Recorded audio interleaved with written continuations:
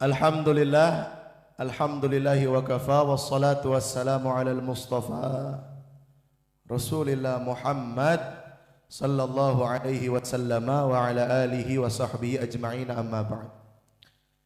Rabbi syrah li sadri wa yassir li amri wa hlul uqdatan min lisani yafqahu qawli. Qala Allah ta'ala fi kitabil azim, wa ati'u Allah wa rasulah ولا تنازعوا فتفشلوا وتذهب ريحكم واصبروا إن الله مع الصابرين. الآية. وقال حبيبنا وشفيعنا ومولانا محمد صلى الله عليه وسلم حيث قال: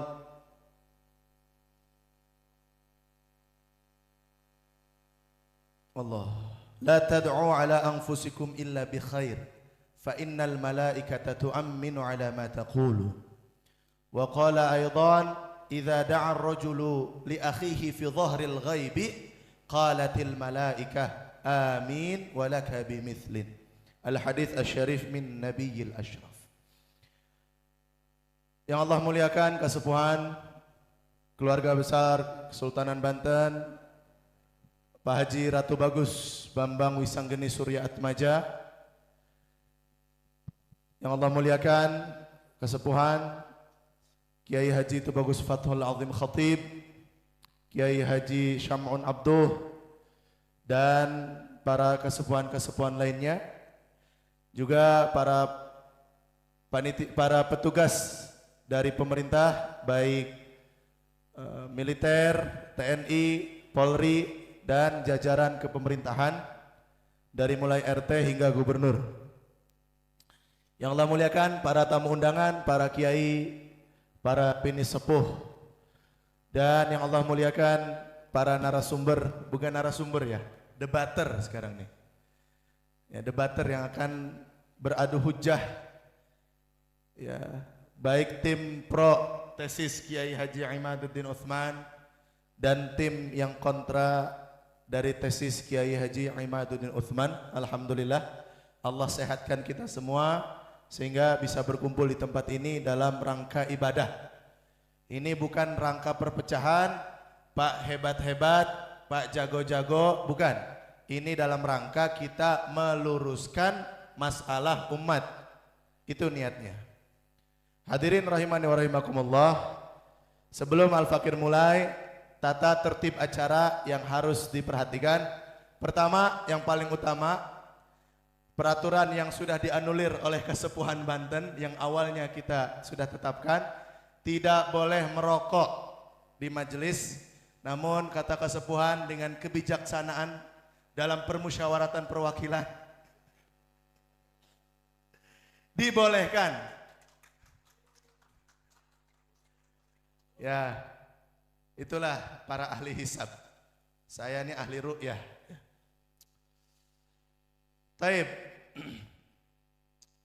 Yang selanjutnya, peraturan tidak boleh ada yang memegang handphone kecuali para peserta debat, dan itu pun hanya diperbolehkan ketika dia berbicara dan untuk membuka data sahaja. Tidak boleh ada yang mengambil foto, video, karena kami khawatirkan dijadikan, dipotong-potong, dijadikan alat framing. Tidak boleh. Haram mutlak. Kemudian yang ketiga, jaga adab. Ini tentu sudah tahu semua apa itu adab bermajelis, apa itu adab bermunadharah, bermunaqasyah, dan bermutarahah. Semua insyaallah sudah tahu. Namun kata Allah Subhanahu wa taala, wa dzakirhum, ingatkan selalu, karena manusia ini sifatnya lupa. Dan tolong hormati, jika moderator sudah mengatakan cukup, tolong berhenti. Jangan offset. Bagi yang melanggar, silakan keluar dari majelis ini. Saya tidak akan pandang bulu siapapun yang melanggar tata tertib aturan yang telah ditetapkan. Pintu terbuka lebar, silakan keluar. Ini majelis ilmu, majelis munaqasyah, membahas hal yang mulia syariat. Kalau ada yang kurang ajar, keluar. Dan ini tolong muliakan, kita di samping makam Sultan Maulana Hasanuddin. Sebelum kita mulai acara, mari kita bertawasul kepada Rasulullah sallallahu alaihi wasallam dan juga kepada Kanjeng Sinuwun dan para wali-wali Allah yang ada di Banten ini. Ila hadratin Nabil Mustafa Rasulillah Muhammad sallallahu alaihi wasallam wa ali baitil kiram. Syai'u lillahi lahum al-Fatihah.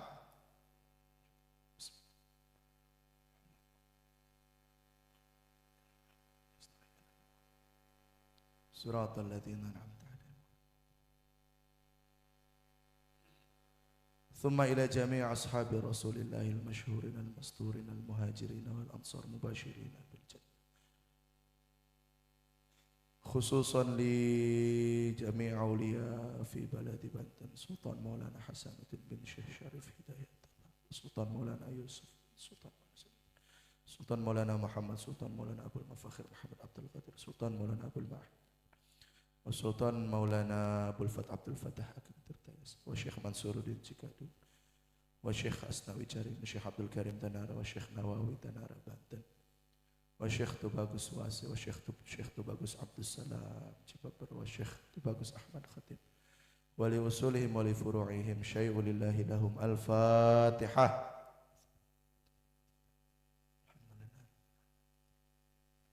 Iyyaka na'budu wa iyyaka nasta'in ihdinas siratal mustaqim siratal ladzina an'amta 'alaihim ghairil maghdubi 'alaihim waladdallin.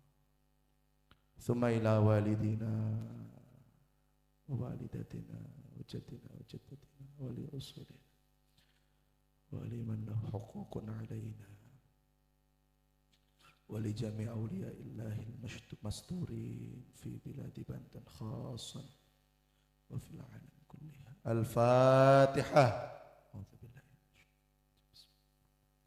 Alhamdulillahirabbil alamin. Iyyaka na'budu wa iyyaka nasta'in. Shiratal ladzina an'amta 'alaihim ghairil maghdubi 'alaihim. Astaghfirullahaladzim. Astaghfirullahaladzim. Astaghfirullah min kulli dhanbin 'azim wa atubu ilaih. Allahumma salli ala sayyidina Muhammad wa ala ali sayyidina Muhammad min rabbal alamin. Hadirin, saya ingat ketika awal datang ke Mesir itu Syekhna Yusuf Rikil Bakhur Al-Hasani wal Husaini, ayahnya Hasani, ibunya Husaini, mursyid Tariqah Syadziliyah, guru kami, menjelaskan tentang perbedaan itu 3, kata beliau. Pertama ada khilaf, yang kedua ada ikhtilaf, yang ketiga ada i'tilaf. Khilaf itu umumnya yang kita pahami sebagai khilaf tadad. Khilaf yang mana berbeda tujuan dan berbeda cara, seperti bainal adyan, antar agama, umat Islam dan Kristen misalkan. Beda Tuhannya, beda cara pelaksanaan ibadahnya. Itu khilaf. Tapi kalau ikhtilaf itu seperti bainal madhabil fiqhiyah. Syafi'i, Hanafi, Hambali, semua sama Tuhannya Allah, ibadahnya menuju Allah, tapi tata caranya berbeda, teknis pelaksanaannya berbeda. Ikhtilaf. Dan ini berpotensi mengeraskan hati. Makanya kita kalau madhab Syafi'i cukup pakai Syafi'i, membaca madhab Hanafi pun tidak untuk kita amalkan, hanya pengetahuan. I'tilaf ini adalah miliknya para sadatuna sufi, para aulia Allah. Bagaimana i'tilaf? Kitab Hikam Ibn Athaillah Sakandari, Ibn Athaillah murid daripada Abul Abbas Mursi, Abul Abbas murid daripada Abul Hasan Asyadzili. Tariqahnya Syadziliyah, tapi semua ahli tariqah mengaji kitab Hikam. Fathur Rabbani, Syekh Abdul Qadir Jalani, tariqahnya Qadiriyah, tapi semua mutasawif atau sufi mengaji kitab itu dan dipakai. Berbeda dengan fikih, apalagi urusan akidah. Dan ini kita harus ketahui, makom kedudukan ini yang akan kita debatkan adalah makomul ikhtilaf, makom syariah bukan akidah.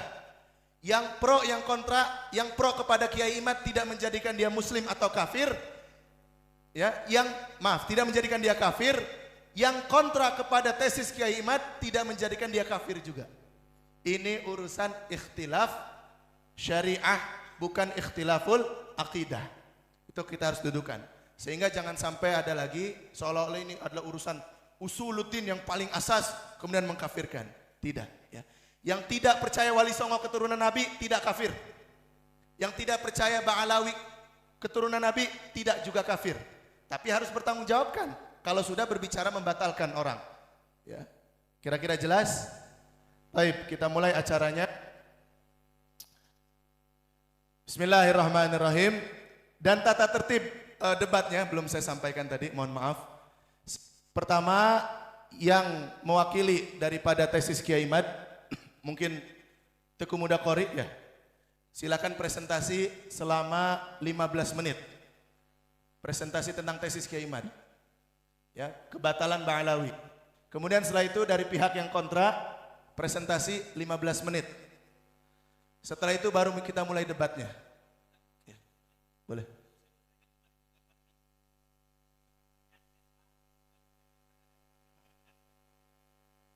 Ya, betul, betul. Bukan, sebagai peneliti. Bukan. Oh, tidak ada aturan seperti itu, Pak. Kita mengundang kedua belah pihak.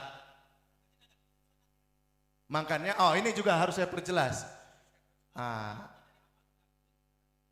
Dari awal sudah disampaikan kalau antum ikut mukaddimah, bahkan Habib Hanif mengatakan kemarin di forum, saya bukan wakil RA, termasuk beliau juga, Habib Idrus juga. Silakan berpendapat seperti itu. Yang jelas begini, walaupun bukan RA, nasab yang dibatalkan dua orang ini mempunyai hak sebagai keturunan Ubaidillah dari situ. Oke. Makanya kita harus dudukkan perkaranya, termasuk wakil Kiai Imad dan juga wakil yang kontra. Saya tanya ke Abuya Qurtubi, Abuya kalau kalah debat bagaimana? Ntar dulu, tolong dengarkan saya jelaskan. Ya, tolong dengarkan. Saya tanya, Abuya bagaimana kalau kalah debat? Saya taslim kepada Kiai Imaduddin, betul Bu ya? Yang kalah taslim dari pihak kontra. Dan sekarang saya tanya, dari pihak yang pro dan mewakili secara resmi dan tertulis, walaupun suratnya tidak sampai ke panitia tapi viral dulu, panitia tahu dari orang luar. Saya tanya, bagaimana antum kalau kalah debat, apakah mengikat dan akan taslim?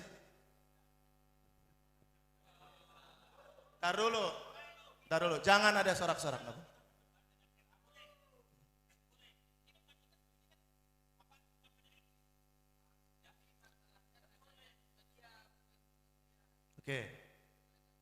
Oke, kalau antum bagaimana? Betul, setuju. Kalau cari kebenaran itu yang mana yang datanya betul akurat, kita ikuti. mana Kiai Imad juga sama, gitu loh. Cuman persoalannya, ya, ketika diskusi ini terjadi, taslim kita kan taslim personality, betul. Personal nih taslimnya kan, ya. Bukan taslim dengan membawai lembaga kan. Nah, yang sebetulnya yang diperlukan ini taslim yang membawai lembaga sebetulnya, gitu loh. Boleh, silakan. Sebentar Bapak Kiai, sebentar, belum selesai. Ya, yang kita pinginkan seperti itu. Namun karena semua ini wakilah, saya juga nggak Kiai Imad di sini kan. Saya mewakili Kiai Imad karena ada pernyataan dari beliau dan ada suratnya. Artinya saya mewakili daripada tesis Kiai Imad secara resmi. Berarti orang ini semua kan tidak mewakili secara resmi, ya, tetapi mewakili sebagai orang yang merasa memang percaya, yakin betul kepada jalur Ubaidillah, kan gitu. Berarti, pertama kita tadi nyari kebenaran. Sebentar wahai Kiai, sebentar, jangan buru-buru, sambil ngopi kita. Nah, jadi intinya kita diskusi ini taslim personal. Tapi taslim ya kalau kalah. Oh, taslim, personal. Oke, kita berikan waktu kepada Buya. Agar ada kesepakatan dulu nih, mufakat.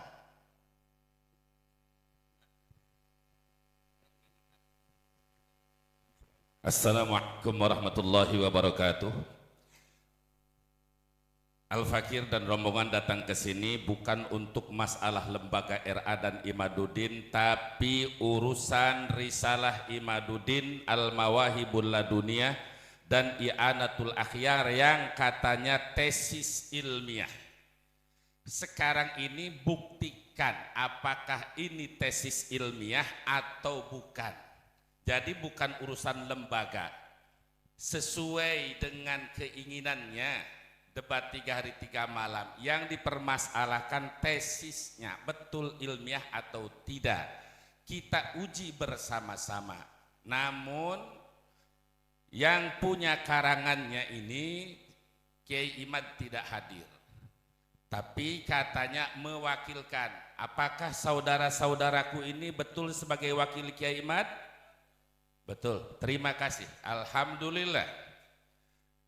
Sekarang begini, kalau Kiai Imad mewakilkan, kami terima antum sebagai wakil, tapi dengan syarat, manakala antum kalah dalam hujah, antum taslim, apakah otomatis Kiai Haji Imad juga taslim? Jangan dulu disetel. Jadi kalau antum taslim, kalah hujah antum taslim, apakah otomatis Kiai Imad taslim? Atau kalau antum taslim ternyata Kiai Imad enggak? Ini minta pertanyaan. Kalau misal antum taslim dalam hujah tapi otomatis Kiai Imad tidak taslim, maka saya serahkan keputusan diambil oleh panitia sebagai penyelenggara. Assalamualaikum warahmatullahi wabarakatuh. Waalaikumsalam warahmatullahi wabarakatuh. Saya jawab, ya, tenang. Saya jawab melalui informasi yang dapat saya sesuai sanad.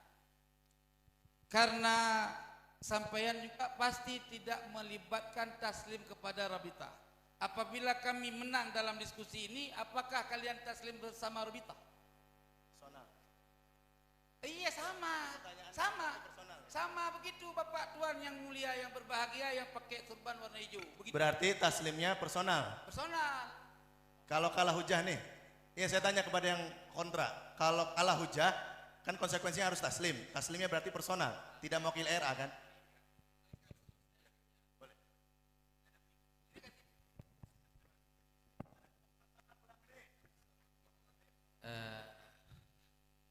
Begini, bismillahirrahmanirrahim. Ya, yang mengarang tesis ini Kiai Haji Imaduddin. Nah, beliau memasrahkan kepercayaannya mengenai isi tesisnya kepada panjenengan semua. Otomatis ketika Anda sudah mewakili Kiai Haji Imaduddin, seharusnya ketika Anda tidak bisa berhujah atau tidak bisa menjawab hujah-hujah dari kita, maka ada kesepakatan begini, Gus. Ketika setelah ini ternyata di pihak wakil Kiai Haji Imaduddin itu kalah seumpama, maka Kiai Haji Imaduddin dilarang membahas nasabah alawi ila yaumil qiyamah. Gimana?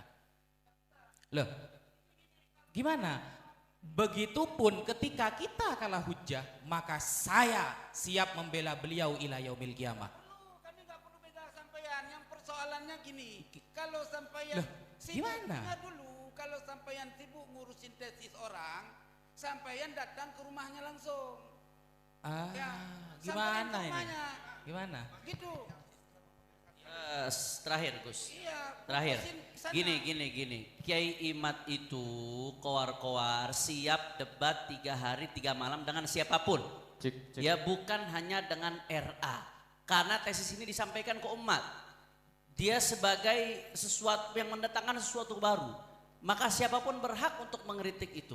Posisi dia dalam konteks ini menantang, siap debat 3 hari 3 malam dengan siapapun. Kok tiba-tiba ketika siapapun itu muncul malah bikin alasan harus RA. Awalnya nggak ada syarat harus RA. Waktu Habib Umar Assegaf saja diladeni. Kenapa giliran kami tidak diladeni? Apakah dia berani ke sana tapi nggak berani ke sini? Taib. Kita dudukan perkara, ini waktu sudah berjalan, tolong hormati. Bahwa yang Pro Kiai Imad utusan wakil daripada Kiai Imad secara tertulis betul. Dan ini saya sudah WhatsApp Kiai Imad tadi pagi, saya tanya, Kiai saya mau tanya, kalau utusan wakil ini kalah, apakah Anda akan taslim? Tidak dibalas. Ntar dulu, jangan bersorak, dengar. Ya, tidak debat. Jadi saya memperjelas pertanyaan dari orang yang kontra kemarin, bagaimana konsekuensinya kalau kalah debat. Satu, dari mereka menyanggupi taslim secara personal mereka. Tapi untuk Kiai Imadnya taslim, mereka membuka ruang untuk kita datangi rumahnya. Ya sudah, setelah ini kita datangi saja rumahnya kalau begitu. Nanti setelah ini ya. Ini kan dari mereka. Yang kedua, dari sisi yang anti juga, mereka dengan tegas tidak mewakili RA. Karena merasa dari awal Kiai Imad yang ditantang bukan RA. Tapi siapapun, nanti dulu. Tapi siapapun. Nah mereka ini adalah siapapun yang muncul itu. Wabil khusus para habaib yang sudah ada ini mereka punya hak double. Satu siapapun, yang kedua sebagai keturunan daripada Ubaidillah. Adapun kita Duriyah Wali Songo masih debatable. Apakah keturunan Ubaidillah atau bukan? Ya. Jadi tanggung jawabnya atau tanggung jawab moralnya tidak seberat para habaib ini. Intinya, saya sendiri kalau kakek saya dibatalkan dan ditantang siapapun siap debat, saya akan maju dengan atau tanpa lembaga. Yang pasti kita sudah surati RA dan datangi kantornya, tidak datang. Kita sudah surati Kiai Imad dan datangi rumahnya, tidak datang. Baik RA maupun Kiai Imad, kedua-duanya tidak datang. Itu poin, harus poin. Maka tidak akan ada titik ketemu kalau kita menuntut satu sama lain. Harus ini Kiai Imadnya ikut taslim, yang ini RA-nya harus taslim. Kedua orangnya tidak datang sekarang. Ini harus jelas, kedua-duanya tidak datang. Maka ayo kita pakai kepala dingin, lanjutkan debat ini. Kemudian harus gentle. Kalau kalah taslim. Walaupun sekarang personal, nanti kita datangi Kiai Imad. Dan yang menantang juga datangi RA langsung. Mantap, setuju. Ya. Yang mau datang ke Kiai Imad, saya antar. Yang mau datang ke RA, saya juga siap mengantar. Setuju sampai sini? Belum. Tidak setuju. Oke, Begini, tar dulu. Dari begini, sisi mana? Ustaz. Orang tua dulu. Siapa ya? Yang kita uji tesisnya Ki Imad. Betul. Dengerin dulu. Kan dia yang nantang, kita yang reaksi. Ki Imad, kalau ini diwakil, diam saudara. Taruh dulu. Iya. Kasih dong.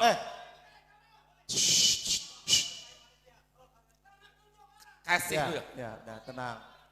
Kasih. Ya. Tenang. Ya. Kasih Tenang. kesempatan dulu. Iya, tenang. Tolong Teguh. Kasih Ya, dulu kesempatan betul. saya. Betul. Allahumma salli ala Sayyidina Muhammad. Ayo kita istighfar. Salatullah salamullah ala taha rasulillah. Salatullah salamullah ala yasin habibillah. Sudah. Tolong saya tenang. kasih, saya tidak akan memotong ucapan Anda, tapi saya lagi ngomong jangan dipotong. Ya, setuju.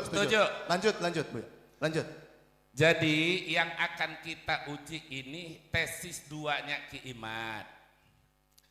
Kalau Kiai Imad mewakilkan kepada saudara, kami terima dengan catatan kalau antum kalah hujah taslim, apakah otomatis Ki Imad taslim? Dan kalau kami yang kalah, kami yang taslim dan anak akan menjadi muridnya Ki Imad. Begitu. Jadi saya yakinkan bahwa saya akan taslim apabila saya kalah hujah. Tapi kalau yang mewakili Ki Imad kalah hujah, apakah taslimnya otomatis dengan Ki Imad? Itu saja. Titik. Sudah. Ternyata katanya tidak. Sebentar, kasih saya waktu. Ini kita Oke, gini, silakan. sebentar ya. Yang namanya diskusi kita pengalaman semua kayak gitu. Ya, yang penting kelar ini tetap kopi bareng. Ya, cuman sebentar saya ngomong. Kita sekarang kan punya majelis hakim. Ya, kita serahkan keputusan yang bijaksana oleh majelis hakim. Yang intinya kesimpulan yang kita bicarakan tadi adalah tanggung jawab personal. Begitu. Tafadhal masykur. Ya, saya ulangi sekali lagi. Permasalahan intinya adalah baik RA ataupun Ki Imad tidak datang. Dari sini menuntut pihak RA. Walaupun dijawab dari sana, dari awal Ki Imad tidak mensyaratkan RA. Itu betul, faktanya memang begitu. Awalnya tidak mensyaratkan RA. Kenapa sekarang jadi mensyaratkan RA? Itu yang paling tahu Kiai Imaduddin sendiri. Dari sana mensyaratkan juga Kiai Imad harus taslim kalau kalah hujah. Sementara mereka tidak bisa membawa Kiai Imad taslim walaupun sebagai wakil resmi. Tapi sebagai personal akan taslim. Saya tanya dulu, ini kan sudah terjadi debat sebelum debat. Mau dilanjut atau tidak? Siap? Yang kontra, yang pro mau lanjut tidak? Nggak lanjut? Mundur? Yang 4 siap? Lanjut ya? Oke. Oke.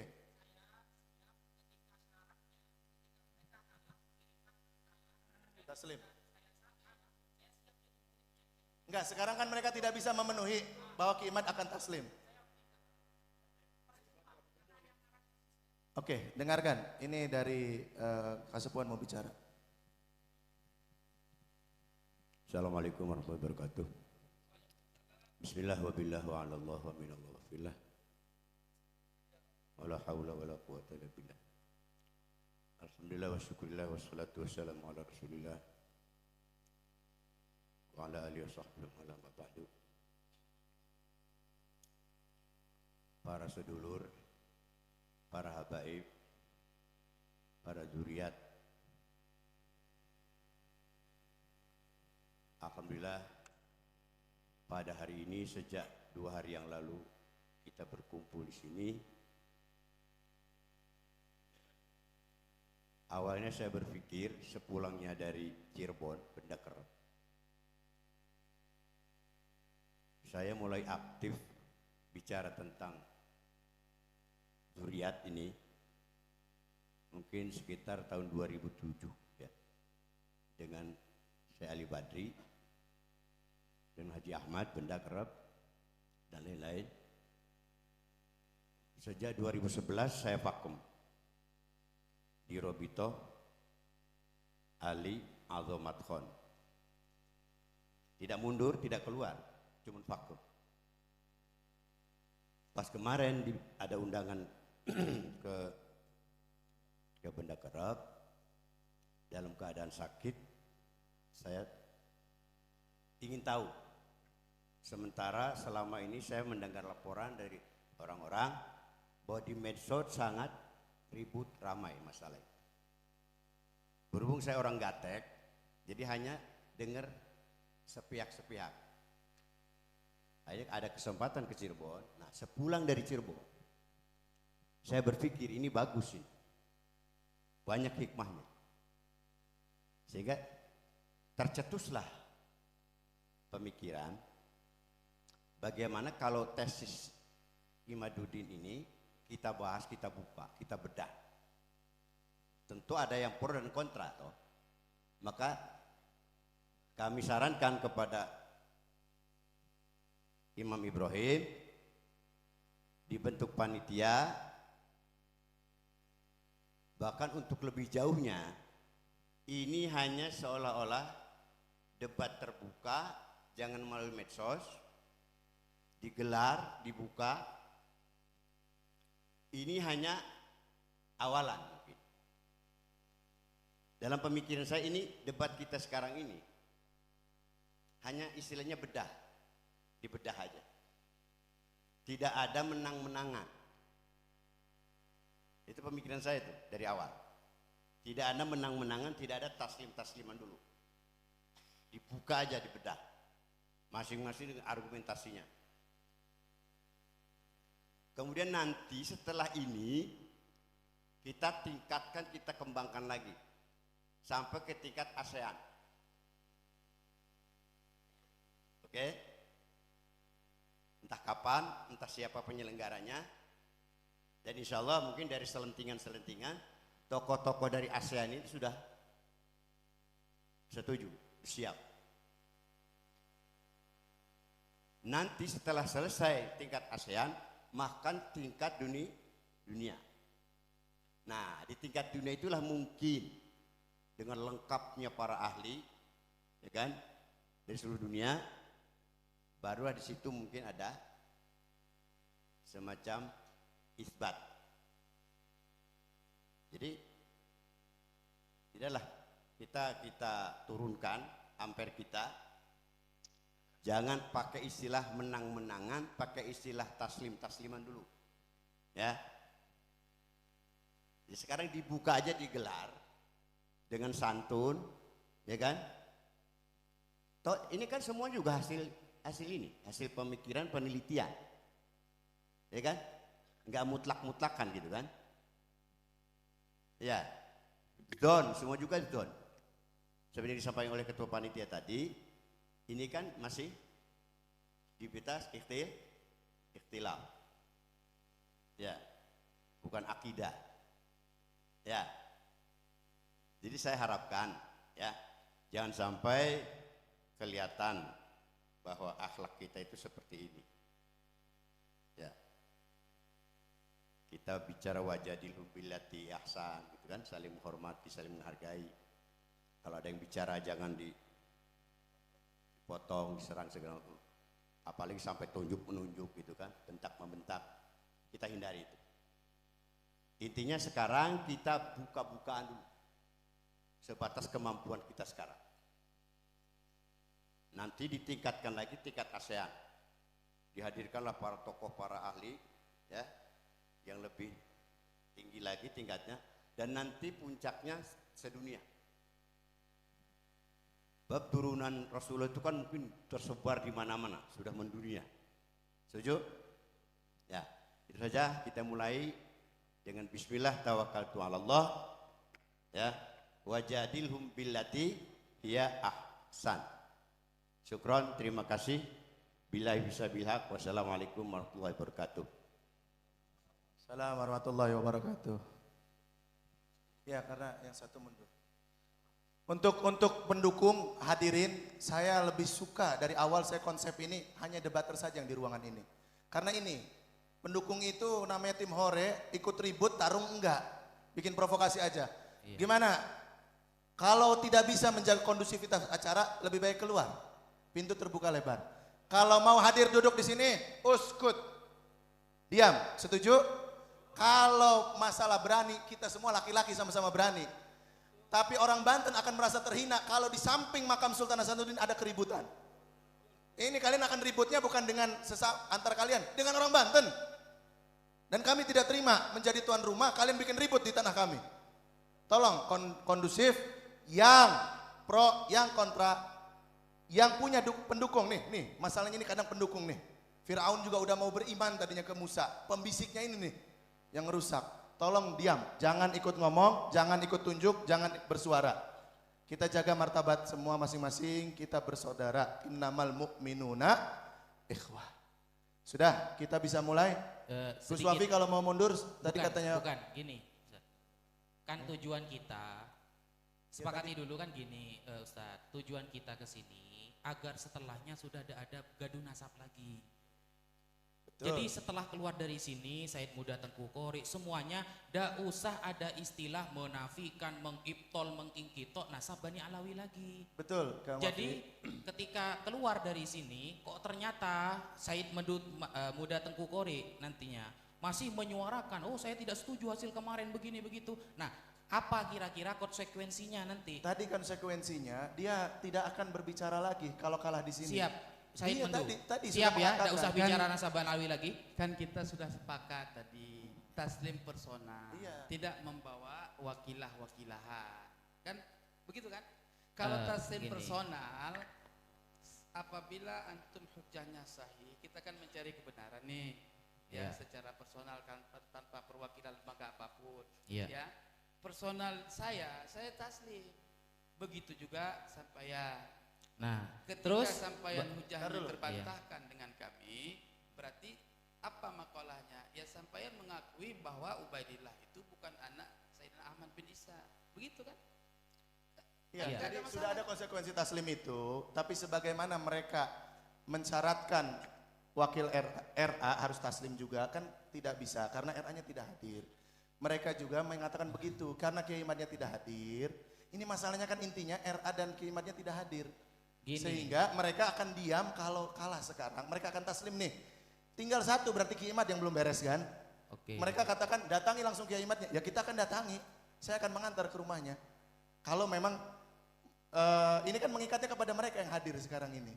Walaupun wakil secara resmi, mereka tidak menyanggupi Ki Imad ikut taslim kalau kalah.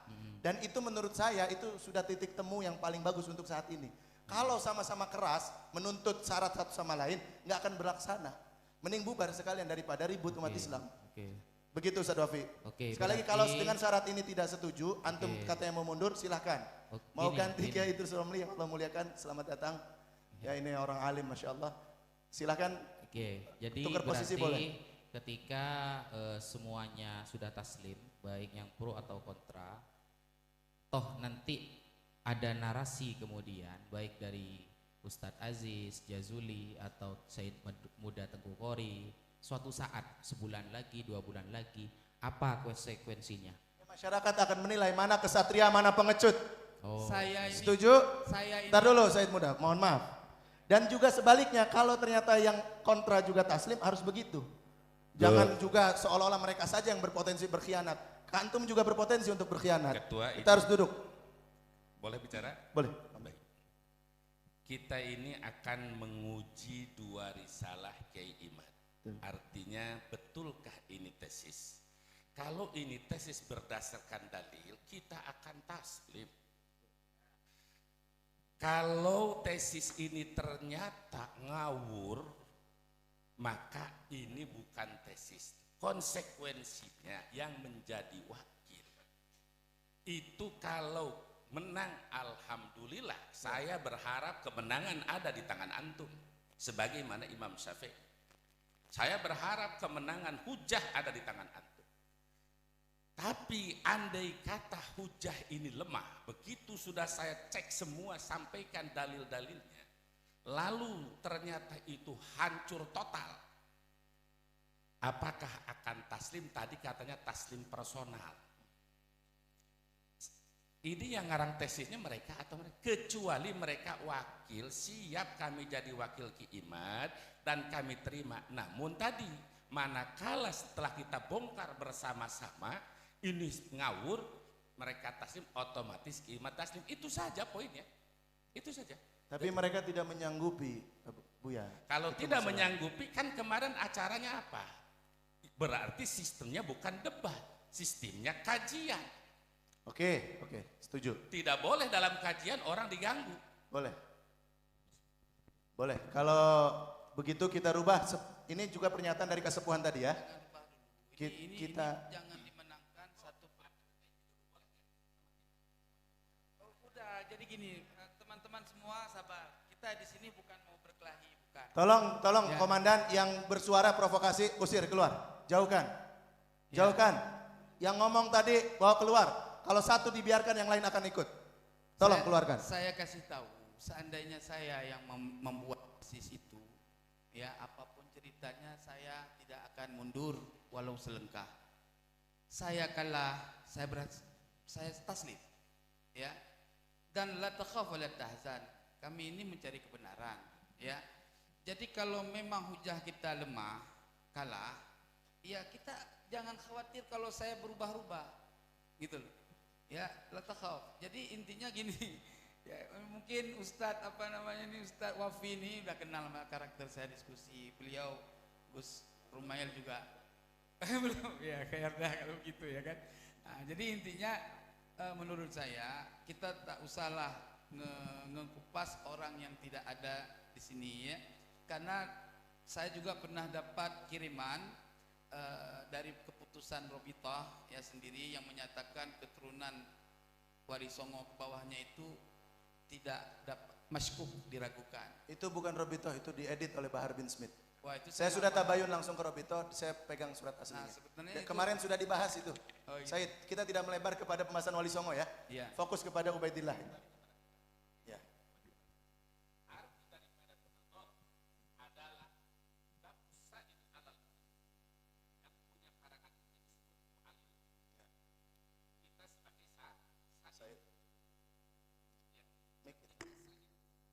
Yang punya karangan itu adalah mu'allil. Kita sebagai sa'il.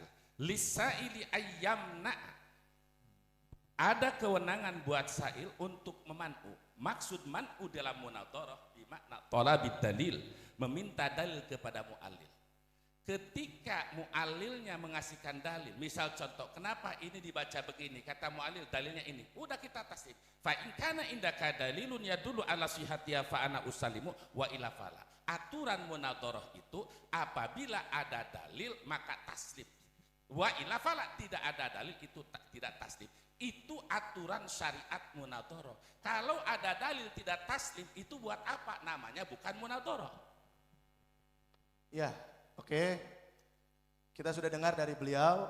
Kalau begitu sesuai dengan daripada apa yang dibahas oleh Kasepuhan, ini namanya kajian diskusi, berarti bukan munadharah. Karena kalau tadi syaratnya munadharah seperti itu, ini kan tidak memenuhi syarat, Bu ya. Tidak sanggup, Bu ya. Tidak sanggup mentaslimkan kenapa keiman. saya bilang tidak sanggup? Begini, dengarin. Orang beda kepala, beda cara berpikir. Kalau saya bilang dengan mewakili, kan saya ini mewakili diskusi pernyataannya, bukan mewakili taslim. Pernyataannya itu dia mengutus saya sebagai wakil untuk membahas tesis ini. Jelas? Oke. Nah, ketika tesis ini dalam kajian kita bersama ini terbukti lemahnya, kan gitu ya, lah kami taslim secara personal, tapi kan kita tidak bisa memutuskan orang yang membuat tesis itu taslim, itu kan pribadi dia, bukan pribadi kami, begitu. Bagaimana kita memaksakan orang yang nggak mau taslim, begitu. Jadi seperti itu analisanya.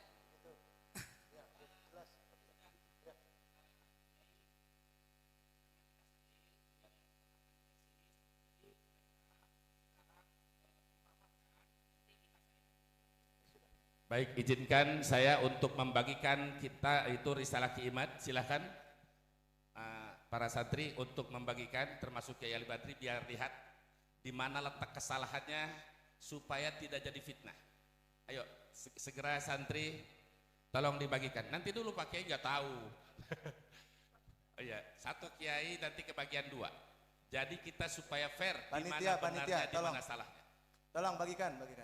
Tolong. Para kiai supaya pegang. Nah. Assalamualaikum warahmatullahi wabarakatuh. Ini saya tuh berharap itu timnya tuh lengkap. Kiai mohonlah, nggak usah ada mundur-munduran.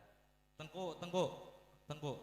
Gini, saya tuh berharap kehadiran kita di sini nih, udah dikasih majelis ini nih, kita itu nunjukin ada integritas ilmu gitu.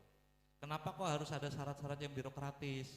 Padahal semua orang kita tahu yang mengikuti pendapat Kiai Imad itu tak perlu ada birokrasi, itu udah ngomong aneh-aneh. Ada yang berbohong dengan kitab Al-Ghuror, ada yang ngomong Yahudi, ada yang ngomong budak Yaman. Apakah hal itu nggak pernah menggelitik gitu di hati itu? Nurani jenengan itu di mana? Kenapa kok kalau ini toh perwakilan dari Robito Alawiyah dan antum bisa mengalahkan misalnya, apakah matahari jauh lebih terang? Apakah nanti itu rembulan datang lebih awal? Maksudnya kenapa harus bersikap kekanak-kanakan gitu loh? Kenapa harus ada yang mundur segala? Ini diskusi, kita taat pada siapa? Pada ilmu. Ya udah hayu gitu. Kenapa harus ada motif-motif jelek kayak gini gitu? Oke, sudah cukup, sudah ditangkap maksudnya. Sekarang kita bisa mulai? Bisa? Pak Kiai mau maju lagi atau tetap di belakang? Sudah mundur. Terakhir. Ada yang menggantikan karena ada moderator terakhir porsi terkait teknis. Saya minta kan pemaparan pertama dari sana, kemudian pemaparan dari sini sebagai pemaparan bantahan. Anda minta pemaparan pertama 30 menit karena materinya tidak, karena materinya ini bukan 15 menit kalau kita bicara efisiensi waktu, tapi materinya tidak cukup untuk secara komprehensif disampaikan. Betul. Jadi kita pengen mengedepankan substansi, setelah itu kan baru bantah-bantahan berikutnya bisa 10 menit. Oke. Gus Rumel aja sekali bikin video 1 jam. Oke, terima kasih sarannya. 15 itu untuk efektivitas satu. Yang kedua, tidak hanya berhenti di situ. Nanti semua punya hak sebelum mulai debat ini, kan 15 menit itu hanya perwakilan satu orang. Jadi nanti yang lain juga mempunyai waktu 5 menit. Baik dari, karena agar semuanya kebagian nih. Setelah itu baru debatnya. Bisa dipahami. Jadi sebenarnya pemaparan daripada tim pro 15 menit tambah 20, 35 menit, Bib. Yang dari sini juga sebenarnya 35 menit kalau dijumlahkan. Ketua panitia mohon bicara. Boleh. Jadi setelah pemaparan dari wakilnya Kiai Imad, nanti Habib Hanif, Gus Rumail, Gus Wafi, itu 3. Mereka menyampaikan mau 15 menit, mau 20 menit selesai. Tapi untuk masalah tesis ini, saya sendiri yang menghadapi mereka. Jadi jangan pun 4 wakil, 102 wakil iman akan saya layani dalam tesis ini. Ya. Yang penting dasarnya ilmu. Terima kasih ini Buya Yang penting kebenarannya. dasarnya Ya. ilmu. Oke. Keberaniannya Masya Allah. Tapi aturannya tetap seperti itu Buya, 5 lawan 5. Minta maaf sekali yang sebesar-besarnya, tetap 5 lawan 5. Oh 4, satunya mana?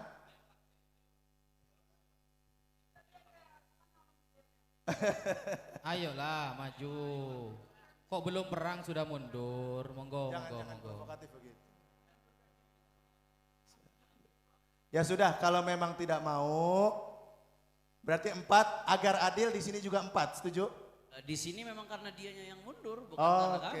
Dia menggugurkan Bagus haknya juga berarti. hujahnya, betul. Kecuali kalau kami Oke, yang 4 siap lawan 5. Oke. Betul. Taib, bismillahirrahmanirrahim. Allahumma salli ala Sayyidina Muhammad wa ala ali Sayyidina Muhammad. Mundur lagi. 4 lah, tetaplah Kiai. Sudah Kok datang mundur jauh-jauh. lagi 1? Katanya niat diskusi. Ya sudah, merekanya saja tidak masalah. 3 lawan 5. Ya sudah. Ya sudah. Ya, betul. Taib, kita mulai ya. Siap. Semua istighfar dulu. Astaghfirullah. Astagfirullahaladzim. Astaghfirullah. Astagfirullahaladzim. Allahumma salli ala Sayyidina Muhammad wa ala ali Sayyidina Muhammad. Allahumma salli ala Sayyidina Muhammad wa ala ali Sayyidina Muhammad. Allahumma salli ala Sayyidina Muhammad wa ala ali Sayyidina Muhammad.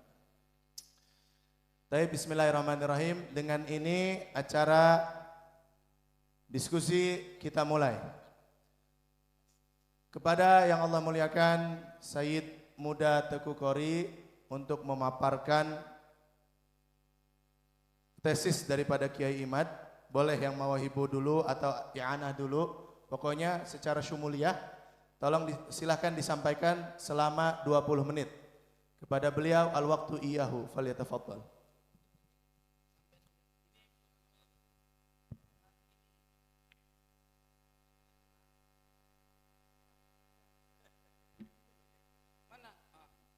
Untuk menyampaikan risalah sesuai amanah, saya mengikuti amanah. Jadi yang menyampaikan tesis beliau, saya sedang cari data yang hilang. Lanjut. Terima kasih.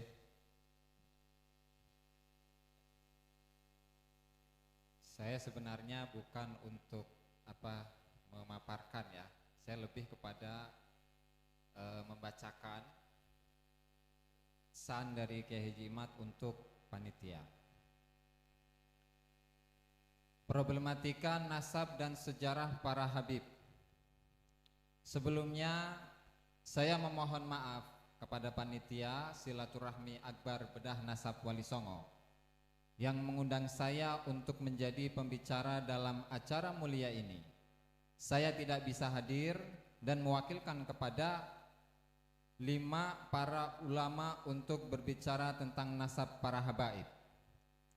Menurut saya, nasab para habaib yang bermuara kepada Alwi bin Ubaidillah ini adalah nasab yang terputus dan tertolak karena tidak bersambung kepada Ahmad bin Isa.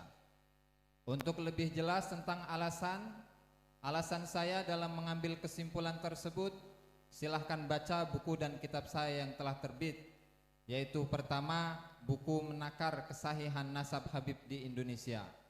Kedua, buku Terputusnya Nasab Habib kepada Nabi Muhammad SAW. Kitab ketiga, Al-Mawahib Al-Ladunniyah Finqita'i Nasabi Ba'alawi bin Ubaidillah. Dan yang keempat, kitab I'anatul Akhyar fi Jawabi Syekh Abdullah Mukhtar. Dalam kesempatan ini, sebagai penghormatan saya kepada panitia, para kiai dan seluruh para peserta, saya ajukan beberapa narasi dan pertanyaan yang bisa didiskusikan bersama dan dicarikan penyelesaian dan jawabannya. Di antaranya, 1. Ahmad bin Isa bin Muhammad An-Nagib bukanlah Ahmad Al-Muhajir. Tidak ada sumber-sumber primer dan sekunder yang menyebutkan bahwa Ahmad bin Isa hijrah ke Yaman. Berita tentang hijrahnya tercatat baru di abad ke-9, ditulis oleh Habib Ali bin Abu Bakar As-Sakran. Kitab As-Suluk pun sebagai kitab rujukan utama sejarah Yaman tidak mereportase hijrahnya Ahmad bin Isa. Agar kita bisa mengatakan bahwa Ahmad bin Isa ini hijrah ke Yaman, diperlukan sumber sezaman atau yang mendekati yang menyebutkannya. Minimal kitab yang lebih tua dari As-Suluk, wafat tahun 732 Hijriah. Ahmad bin Isa tidak memiliki anak yang bernama Ubaidillah. Sumber-sumber primer tidak menyebutkan Ahmad bin Isa dan mempunyai anak bernama Ubaidillah. Kitab-kitab nasab banyak ditulis pada zaman-zaman Ubaidillah dan Alawi, tapi tidak ada satupun menyebut nama Alawi sebagai cucu Ahmad bin Isa. Sama seperti tidak ada yang menyebut nama Ubaidillah sebagai nama Ahmad sebagai nama anak Ahmad bin Isa. Seperti kitab Sirru Silsilatil Alawiyah, wafat tahun 341 Hijriah, kitab Muntaqilatut Talibiyah tahun 400 Hijriah, kitab Tahdhibul Ansab tahun 435 Hijriah, kitab Al-Majdi tahun 490 Hijriah, kitab Asy-Syajaratul Mubarakah tahun 597 Hijriah, kitab Al-Fakhri tahun 614 Hijriah, kitab Al-Asili tahun 709 Hijriah, kitab Al-Thabat Al-Musan tahun 787 Hijriah, kitab Umdatut Talib tahun 828 Hijriah. 9 kitab nasab itu tidak ada yang menyebutkan bahwa Ahmad bin Isa mempunyai anak bernama Ubaidillah dan mempunyai cucu bernama Alwi. 3. Keluarga para habib di Tarim sekarang ini bukanlah Ba'alawi yang disebut kitab As-Suluk. Ba'alawi itu adalah keluarga Bajadid. Yang pertama menisbatkan keturunan Faqih Muqaddam merupakan bagian dari keluarga Ba'alawi adalah Habib Ali As-Sakran, wafat tahun 895 Hijriah, yang berasumsi bahwa Abdullah yang disebut kitab As-Suluk itu tidak lain adalah nama lain dari leluhurnya yang bernama Ubaid. Lalu Jadid, sosok historis yang disebut As-Suluk sebagai anak Ahmad bin Isa itu dikatakan oleh Habib Ali As-Sakran sebagai kakak dari Alawi. Untuk tersambungnya para keturunan Faqih Muqaddam sebagai bagian keluarga Ba'alawi yang disebut As-Suluk itu diperlukan sumber kitab atau manuskrip yang lebih tua dari As-Suluk yang menyebut bahwa Jadid mempunyai adik bernama Alwi. Abdullah, leluhur Jadid itu bukanlah anak dari Ahmad bin Isa, karena ada kitab yang lebih tua yaitu Asy-Syajaratul Mubarakah yang menyebut bahwa anak Ahmad bin Isa hanya 3, yaitu Muhammad, Ali dan Husain. Tidak ada anak Ahmad bernama Abdullah. Diperlukan sumber-sumber yang valid dan original yang lebih 197 Hijriah yang menyatakan bahwa Ahmad bin Isa benar-benar hijrah ke Yaman. Ahmad bin Isa mempunyai anak bernama Ubaidillah dan mempunyai cucu bernama Alwi.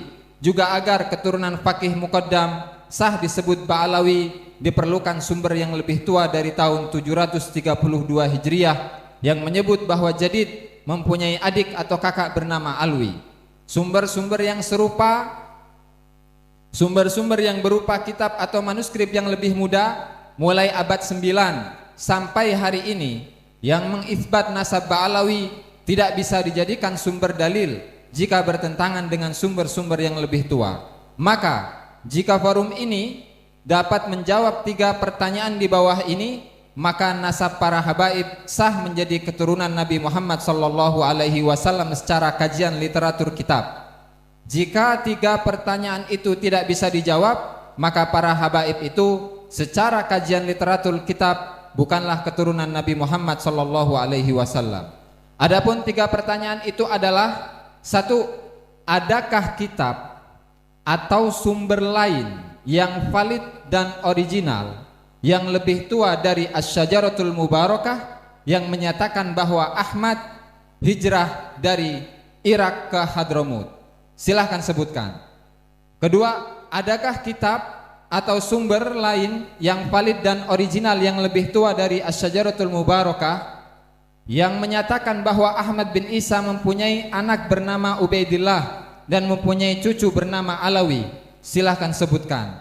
Yang ketiga, adakah kitab atau sumber lain yang valid dan original yang lebih tua dari As-Suluk yang menyatakan bahwa keluarga Faqih Muqaddam disebut dengan keluarga Ba'alawi? Silahkan sebutkan.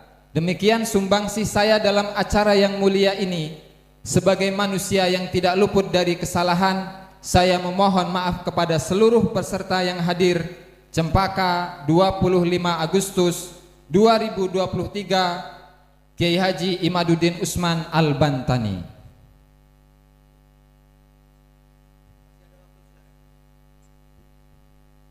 Berarti kan sudah jelas. Ya, saya nggak bicara dulu. Berarti sudah jelas dari paparan bahwa seandainya apa yang disebutkan tadi dapat dibuktikan, ya, berarti dari bahasa tadi jelas bahwa Kiai Imad juga taslim dan mengakui. Ya kan, coba dipahami dulu bahasanya di titik-titik terakhir. Apabila hal tersebut dapat dibuktikan, berarti otomatis dari surat yang dia sampaikan tadi menunjukkan arti beliau pun siap taslim, begitu ya. Tapi kalau tidak bisa dibuktikan, berarti tetap pada posisi yang biasanya. Wallahu a'lamu bishawab wa ilaihil marji' wal ma'ab. Wassalamualaikum warahmatullahi wabarakatuh. Warahmatullahi wabarakatuh. Ini tim pro masih punya waktu 8 menit lagi, mau dipakai? Silakan. Kalau masalah waktu yang sisa bisa nanti ditabung dulu. Nah, nanti kalau pas ada waktu yang perlu panjang kan bisa tambah yang 8 menit sisa. Nggak bisa, ini waktu, ini bukan uang ini. Nah, sekali lagi saya tanya, mau dipakai atau tidak? Kalau tidak dipakai, angus seperti tiket pesawat ini. Nggak ada tabungan, nggak ada tabungan. Cukup? Baik. Ya, terima kasih, kita sudah dengarkan dari tim wakil Kiai Imad. Jelas ya, yang paling menggembirakan tadi kejelian Said Mudakori menjelaskan kalau ternyata bisa terbukti melalui surat itu, berarti Kiai Imad akan otomatis taslim. Alhamdulillah. Ini gentle namanya. Selanjutnya dari pihak kontra, silakan kami beri waktu 20 menit mulai sekarang. Bismillahirrahmanirrahim. Assalamualaikum warahmatullahi wabarakatuh. Waalaikumsalam Alhamdulillah. warahmatullahi wabarakatuh. Allahumma salli ala sayyidina Muhammadin al-Fatih lima ughliq wal khatim lima sabaq nasiril haqqi bil haqq wal hadi ila siratal mustaqim wa ala alihi wa sahbihi haqqa qadrihi wa miqdaril azim. Baik. Kenapa saya duduk di sini? Kenapa saya belakangan ini cukup fokus meneliti masalah ini? Ini berangkat dari pemikiran bahwasanya orang-orang seperti Al-Imam Al-Haddad yang mengatakan walana khairul anami abu wa ila sibtaini nantasibu, kemudian seperti Al-Habib Ali bin Muhammad Al-Habsyi sahibul Maulid yang mengatakan jaddi Muhammad wa antum ba'da jaddi khalaf, dia mendeklar. Begitu pula Sayyidina Ali bin Abu Bakar Sakran dan semuanya kibar al-habaib.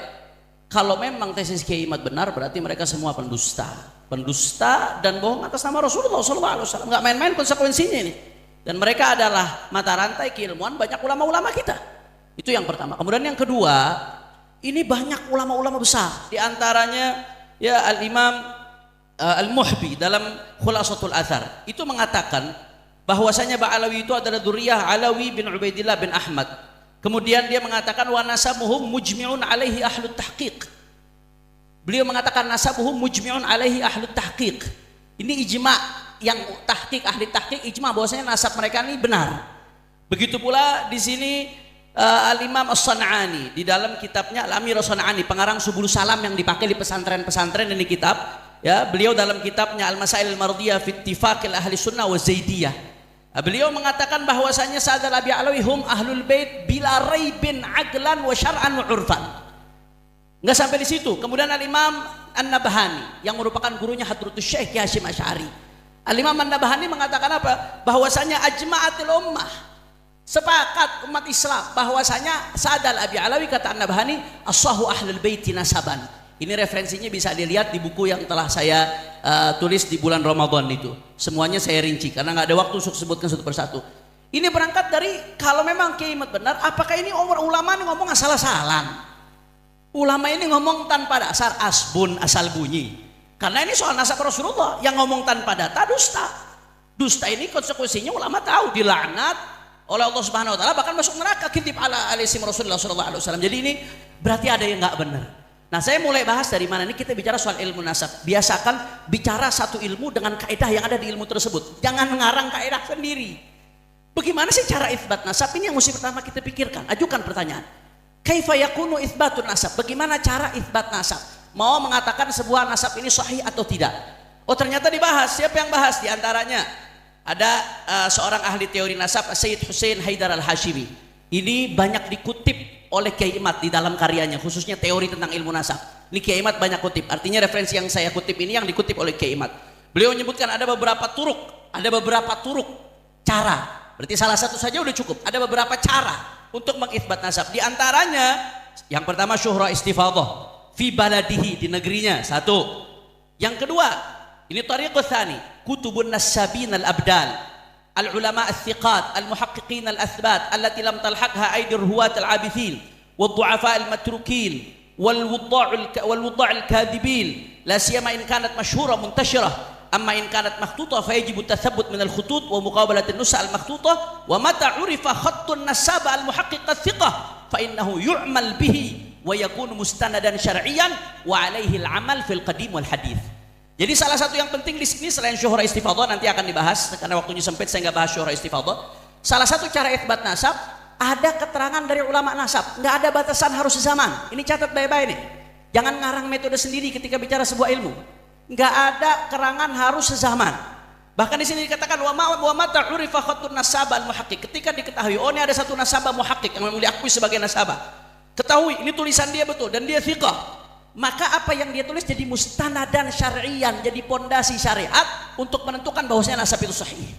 Jadi itu yang pertama. Ketika ada seorang nasabah di kitab nasabah yang muhaqqaq, yang sudah dipastikan, apalagi kitabnya muntasyir, apalagi diakui oleh ulama, dia menulis nasab, berarti diterima nasab tersebut sahih karena ulama nasab itu kalau nulis berdasarkan verifikasi nasabah. Kalau nggak berdasarkan verifikasi ini nggak diterima, dia nasabah. Karena kalau nggak ada ini nasab ini bukan kreasi, bukan ijtihadi. Nasab ini soal verifikasi data yang dari sebelumnya terus nyambung. Kalau dia nggak ada data, bagaimana dia mau nyantumkan? Makanya nasab itu diterima. Nah, berikutnya Syekh Ibrahim bin Mansur juga yang dikutip oleh Kiai Imad mengatakan qabulu da'wan nas fi ansabihim 'ala syuhra wal istifadhah wa syahadah wa salasil ansab wa aqwalin nasabin al mu'tabarin. Diterimanya pengakuan nasab seseorang berdasarkan salasil ansab, ada silsilah nasab. Kemudian nggak sampai di situ, aqwalil nasabin al mu'tabarin, ada perkataan nasabin. Nasabin mengakui nasab itu mu'tabar. Maka di situ berarti diterima. Nah, nggak ada batas harus sezaman. Silahkan cari di kitab teori nasab manapun, nggak ada yang bahas harus sezaman ya ikhwan. Ini catatan penting. Jadi kalau bahas satu ilmu berdasarkan teori ilmu tersebut. Jangan ngarang teori sendiri. Jangan ente ngaji fikih pakai teori ilmu nahwu. Jangan ente ngaji usul fikih pakai teori ilmu sharaf, nggak nyambung, nggak ketemu, sampai kiamat juga nggak ketemu urusannya. Dan ini bisa merusak daripada disiplin keilmuan. Nah, sekarang pertanyaannya, apakah nasab Sa'ad Al-Abi Alawi? Sebetulnya ada beberapa ibarah lagi ulama yang menyatakan demikian. Saya lanjut saja karena keterbatasan waktu. Apakah nasab Sa'ad Al-Abi Alawi diakui oleh para nasabah? Satu, na'am, diakui oleh para nasabah. Yang pertama, ya, Al-Imam Murtadha Az-Zabidi di dalam kitabnya Raudhul Jalil mengutip perkataan Syekh Syaraf Al-Ubaididi. Ini dibantah oleh Kiai Imad, dikatakan di kitab cetakan dia nggak ada. Saya langsung kembali ke manuskrip aslinya yang dipakai oleh Badhib, dan ternyata manuskrip itu pula yang dipakai oleh Muhaqqiq Raudhul Jalil yang kitabnya ada di Kiai Imad. Itu dia manuskrip yang dipakai. Ternyata manuskripnya Muhaqqiqnya yang nggak mencantumkan. Keterangan Syekh Syaraf Al-Ubaidillah yang wafat tahun 435 dikutip oleh Murtadha Az-Zabidi pengarang Syarhul Ihya Ithaf Sadah. Beliau merupakan nasabah, khatimatun nasabah fil qarni tsani asyar wa tsalits asyar, keterangan para ulama. Nah, dikutip Syekh Syarif Al-Albani ini menjelaskan bahwasanya di situ Ahmad bin Isa punya anak yang namanya Abdullah, kemudian dia hijrah dari negerinya Basrah kemudian sampai ke Hadramut. Saya nggak bacakan ibarahnya. Kemudian berikutnya siapa lagi? Ada nasabah Muhammad bin Kadhim Abil Futu Al-Yamani. Nah, di sini berbicara di dalam halaman 52 di dalam kitabnya Nafhal Ambariyah, beliau menyatakan bahwasanya yang namanya Abdullah itu punya Ahmad bin Isa punya anak namanya Abdullah dan seterusnya dan seterusnya. Silahkan buka langsung. Itu sudah dikutip juga oleh Kiai Imad. Itu perkataan nasabah dalam kitab An-Nasab. Begitu pula di tahun 996 ada Sayyid Muhammad bin Husain As-Samarqandi. Beliau mengutip di sini bahwasanya ya Sayyidina Ahmad bin Isa hijrah. Nah, kemudian punya anak yang namanya Abdullah. Abdullah punya anak namanya Alwi, lengkap. Alwi punya anak namanya Muhammad. Muhammad punya anak namanya Alawi lagi. Alawi punya anak namanya Ali Khala Agasam dan seterusnya. Wa Ali Khala Agasam punya anak namanya Sahib Mirbat. Muhammad Sahib Mirbat punya anak lagi namanya Alawi wa Ali. Dan seterusnya sampai ke situ, sampai ke Abdul Malik di sini disebutkan. Sampai ke Abdul Malik. Ini yang menyebutkan nasabah di dalam kitab Tuhfatul Talib, yaitu beliau yang namanya Sayyid Muhammad bin Husain As-Samarqandi Al-Madani, seorang nasabah. Artinya sudah memenuhi syarat. Enggak sampai di situ ada nasabah Sayyid Dhamin bin Syadqum, wafat tahun 1090. Ini salah satu kitab nasab yang jadi rujukan. Di sini juga beliau mengatakan bahwasanya yang namanya Ahmad bin Isa di sini khalafa thalathah banin. Siapa thalathah banin? Abdullah wa Muhammad wa Abul Husain Ali. Dan seterusnya. Bahkan di sini dia mengatakan Abdullah punya anak namanya Alawi. Alawi punya anak namanya Muhammad lagi. Sampai ke situ. Sampai Muhammad bin Alawi bin Abdullah bin Ahmad bin Isa. Ini kesaksian seorang nasabah. Secara teori ilmu nasab ini sudah selesai. Karena dia tidak melakukan ini kecuali setelah verifikasi. Andai kata memang ada keterputusan, rungkat. Kalau bahasa Tengku Kor ini rungkat. Kalau memang ada rungkat, yang pertama mendeteksi mereka. Karena mereka lebih dekat. Terus mereka ujuk-ujuk gitu. Ujuk-ujuk isbat tanpa mendeteksi padahal nasabah. Haram mereka ujuk-ujuk isbat tanpa mendeteksi padahal mereka nasabah. Mal'un, dilaknat oleh Allah Subhanahu wa taala sesuai hadisnya Nabi Muhammad sallallahu alaihi wasallam. Kemudian di dalam kitab Musyajjar Al-Kasyaf, yaitu Musyajjar Abu Alamah, dikenal dengan Musyajjar Abu Alamah. Ini beliau tokoh abad ke-11. Ini Musyajjar rujukan di Yaman. Di situ diisbat nasabnya Sayyidina Syekh Abu Bakar bin Salim, yang merupakan bin Abdullah bin Abdurrahman bin Abdullah bin Abdurrahman bin Sekaf, terus nasabnya sambung sampai ke Alawi bin Ubaidillah bin Ahmad. Di situ diisbat, tapi di situ tulisnya Abdullah bin Ahmad, Alwi bin Abdullah bin Ahmad. Diisbat oleh Musyajjar Abu Alamah, dan isbatnya Musyajjar Abu Alamah ini dijadikan di Muqaddimah Khidmah Asyirah, di situ dilampirkan ada surat dari Imamul Yaman. Imamul Yaman itu kalau kita sekarang kayak presidennya Yaman. Nah, kurang lebih di hampir 100 tahunan yang lalu itu bikin surat semacam seperti keputusan imam meng-ACC nasab Sayyidina Alawi berdasarkan musyajjarnya Abu Alamah tadi, karena dia mengatakan karena musyajjar Alamah alaihi al-i'timad fi duwal al-yamaniyah. Nah, itu jadi dipakai. Jadi bukan hanya sekedar musyajjar Abu Alamah menetapkan di situ, tapi penetapan musyajjar Abu Alamah isbat dijadikan dasar oleh Imamul Yaman di dalam menetapkan nasab Sayyidina Abi Alawi. Kemudian nggak sampai di situ, ya nasabah Murtadha Az-Zabidi, pengarang Syarah Ihya, sampai nulis kitab khusus Ar-Raudhul Jali fi Nasab Bani Alawi. Bahkan beliau di dalam Musyajjarul Kasyaf, Muhammad bin Ahmad An-Najafi, ketika beliau ta'liq Musyajjarul Kasyaf yang hidup di abad 9 sampai 10, ketika beliau ta'liq, karena kitab nasab ini sifatnya update dan update nasabah itu diterima, Al-Imam Murtadha Az-Zabidi mengupdate dengan kolamnya dan dikasih ini tambahan dari Murtadha Az-Zabidi bahwasanya Abdullah merupakan ak daripada Isa, dan beliau mengatakan ya ilahuna yarji' sadatul Yaman min tariq Ubaidillah bin Ahmad, kata dia. Kemarilah kembali sadah di Yaman dari Tariq Ubaidillah bin Ahmad. Dan belum lagi syajarah dari internal keluarga Alawiyin yang turun-temurun secara sistematis, saya katakan. Tertulis, terlembaga secara sistematis dari Sayyidina Ali bin Abu Bakar Sakran sampai detik ini yang terus diupdate, dan itu kronologinya dimuat dalam kitab guru saya atau Tasawwurul Waqi' yang ditulis oleh Sayyid Amjad Abu Futaim bin Syekh Abu Bakar bin Salim. Itu guru saya dalam ilmu nasab beliau. Nah, itu yang pertama. Jadi secara teori udah selesai. Ketika diakui oleh ulama nasab mu'tabar, ulama nggak meneruskan harus zaman. Ketika ulama nasab muktabar, yang berarti konsekuensi ketika dia mengakui dia telah melakukan verifikasi yang menurut dia memenuhi syarat, itu sudah selesai, nggak ada masalah. Selanjutnya di kutubut tarikh, kadang-kadang ada yang bertanya, buat apa kutubut tarikh? Kita bicara kitab nasab. Kutubut tarikh buat apa? Kita bicara kitabun nasab. Nah sekarang begini, ulama sendiri mengatakan, Ibrahim ibn Mansur yang sering dikutip oleh Kiai Imad, wa kadza yazdadun nasabu quwwatan ala quwwatin idza ittafaqat hadhihi syuhra wal istifadah ma aqwal ulama nasab wat tarikh wa thiqat fi hadan nasab. Ya, nasab ini menjadi tambah kuat, kuat di atas kuat. Kalau syuhra istifadah dikuatkan dengan perkataan ulama nasab, nasabah udah mengakui, kemudian ditambah ada perkataan ulama-ulama tarikh yang thiqat yang menyebutkan Sa'ad al-Abi Alawi. Ketika ulama-ulama tarikh menyebutkan, itu menambah nasab kuat makin kuat, saudara. Jadi dia menjadi bukti penunjang, karena ilmu nasab dengan ilmu sejarah saling berkaitan satu sama lain, sebagaimana dijelaskan dalam Rasail fi Ilmu Nasab yang juga sering dikutip oleh Kiai Haji Imaduddin. Nah sekarang apakah para sejarawan menyebutkan Sa'ad al-Abi Alawi? Ini yang pengen saya bahas. Al-Janadi, Kiai Imad membantah bahwasanya yang di Al-Janadi itu adalah Ba'alawi yang ada sekarang. Di Al-Janadi pertama disebutkan Bani Jadid, Abil Hasan Ali bin Muhammad bin Ahmad bin Jadid, terus nyambung sampai Jadid bin Abdullah bin Ahmad bin Isa. Itu di sebagian halaman. Di halaman lainnya jangan lupa Syekh Al-Janadi tahun 732, ini muarikh Yaman yang jadi rujukan di Yaman, itu menyebutkan ada nama-nama. Dan beliau menyebutkan juga di sini ya, bahwasanya Abil Jadid inda ahli Yaman asluhu min Hadramut min asyraf hunalika yu'rafun bi al-Abi Alawi baiti salahin wa ibadatin ala tariqit tasawuf wa fihim fuqaha ya'ti dzikru man atahaqqaq insyaallah ma'a ahli baladih.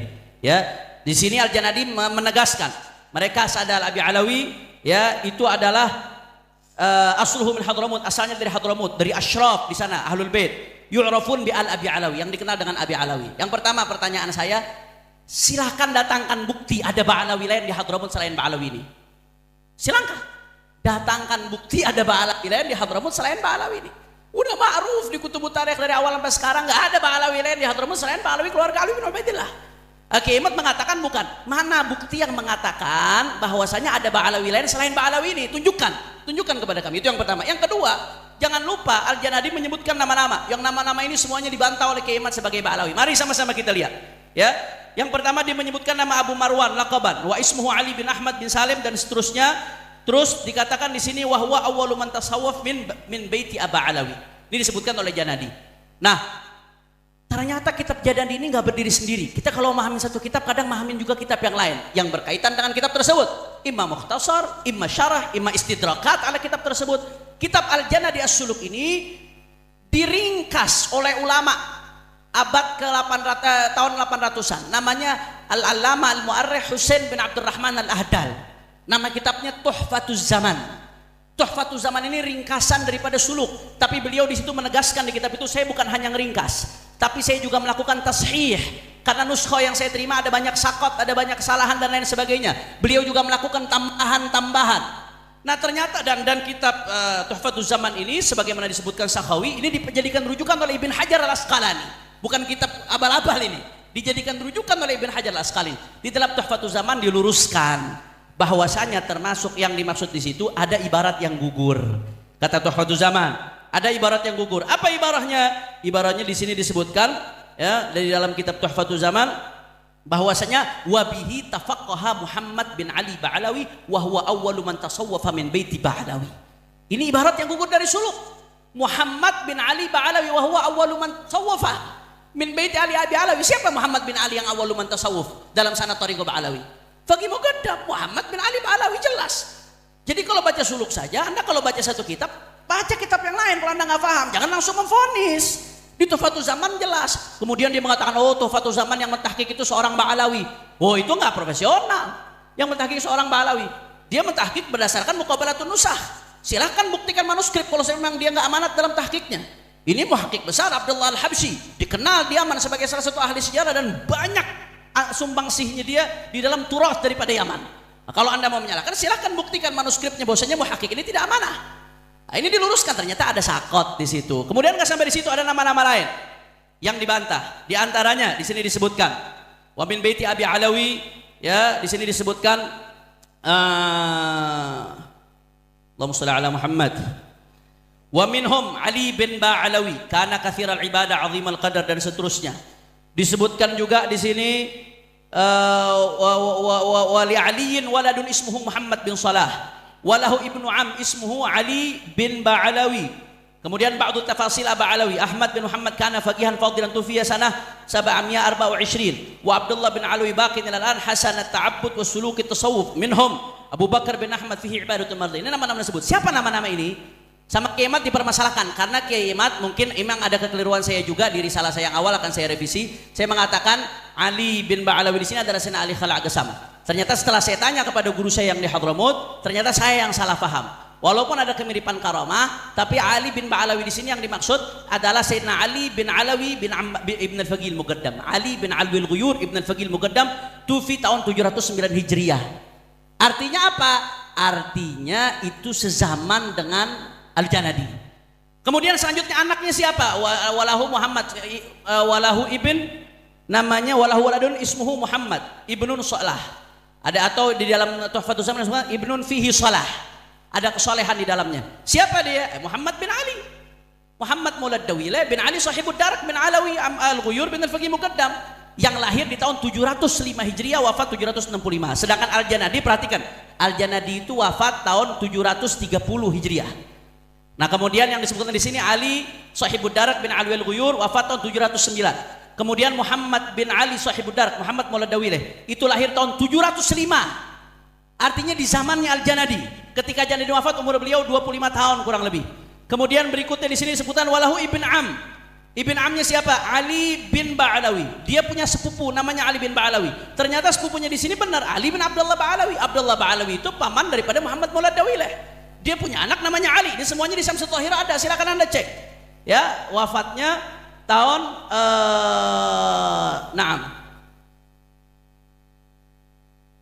Ali bin Abdullah Ba'alawi adalah sepupu daripada Muhammad bin Ali Maulad Dawile. Kemudian selanjutnya walahu ibn Am ismuhu Ali bin Ba'alawi. Kemudian juga wa Abdullah Alawi bakin ilal an. Abdullah Alawi yang sampai sekarang ada sampai zaman Janadi. Zaman Janadi kapan hidupnya? Sampai 730. Abdullah sini siapa? Ternyata Abdullah Ba'alawi. Abdullah Ba'alawi bin Alwi al-Ghuyur. Beliau wafatnya tahun 731 di zaman Janadi lagi. Kemudian selanjutnya ada Ahmad bin Muhammad. Ternyata Ahmad bin Muhammad ada Ahmad Syahid Ibn al-Faqih Muqaddam. Silahkan lihat di Syamsul Thahirah. Itu wafat tahun 706 Hijriah. Berarti di zamannya Janadi juga. Kemudian Abu Bakar bin Ahmad.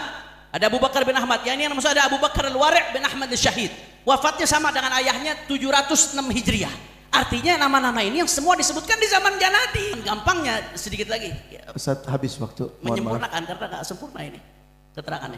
Minta 1 menit lagi. Cukup, untuk menyempurnakan. Cukup. Minta maaf. Nanti ditambah. Ya. Taib.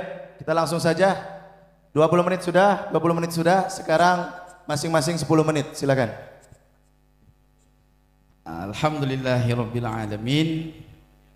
Pemaparan yang sangat panjang. Ya kan? Cuman sudah panjang-panjang tidak sesuai dengan apa yang diminta sama musannif tesis. Yang diangkat sama Ustadz Hanif Al-Atas adalah semua cerita tentang kitab-kitab yang berada di abad 8 Hijri 9 sampai sekarang. Tidak ada ya kitab-kitab sebelumnya. Ya, kalau ada kitab sebelumnya silahkan. Itu yang pertama. Yang kedua tadi bicara tentang ilmu nasab yang menyatakan tidak berkaitan kepada kitab yang sezaman. Kata-kata kitab yang sezaman itu adalah kefahaman daripada dhabit yang ada di kitab.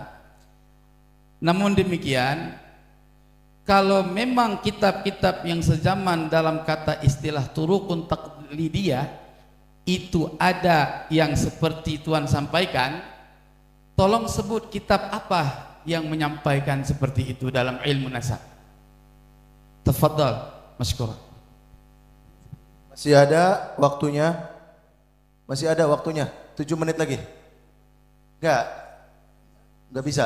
Habiskan dulu 10 menit waktunya. Oke. Nanti waktu tektoknya ada. Oh ada, siap kalau begitu. Ya. Baik, kalau seperti itu.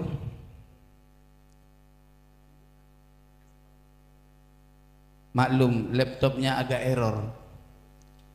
Jadi dari semua kitab-kitab yang merujuk kepada perihal yang menyampaikan bahwa Ubaidillah bin Ahmad bin Isa Al-Muhajir itu diambil daripada dasar-dasar kitab dari jalur keturunan Ba'alawi sendiri.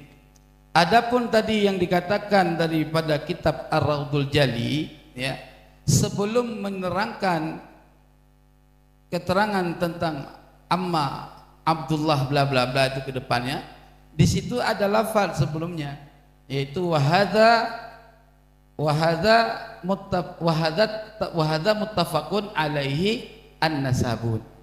Artinya yang menjelaskan kalimat wahada muttafaqun itu berarti terang kepada dhabit yang sebelumnya. Adapun menjelaskan tambahannya di situ, musannif dari kitab Raudatul Jali tidak memberikan satu komitmen isbat di situ, hanya menjelaskan bahwa keberadaan Abdullah secara maqalah beliau. Satu ya. Yang kedua, tolong terangkan dari mana Ar-Raudul Jali ya mengambil ibarat adanya Abdullah bin Ahmad bin Isa. Dari mana rujukan kitab beliau ke atasnya? Nah, silahkan. Sudah. Masih ada waktu. Oke. Ya sudah, selanjutnya dari tim kontra, silakan waktu. Cek. 10 menit. Oke, bismillahirrahmanirrahim. Loh, terserah kita. Kita kan satu tim. Antara tim. Gimana Jadi sih? satu ini satu. Kayak tidak pernah ketemu di TikTok. Gini, tadi antum ditanya sama Habib, ada enggak persyaratan harus ada kitab sezaman? Malah antum balik nanya, mana yang melarang harus ada kitab sezaman? Ini turukut taklidiyah yang Anda tanyakan, itu ditanya dulu tadi sama Habib. Nah, kenapa Habib kok nanya? Karena musannif I'adatul Akhyar orangnya tidak konsisten. Kenapa saya tidak katakan konsisten ya? Jadi Kiai Haji Imaduddin itu setiap menulis sebuah dalil, beliau selalu mengambil dalil yang ketepatan cocok dengan pendapatnya, tapi biasanya tidak beliau teruskan ibaratnya.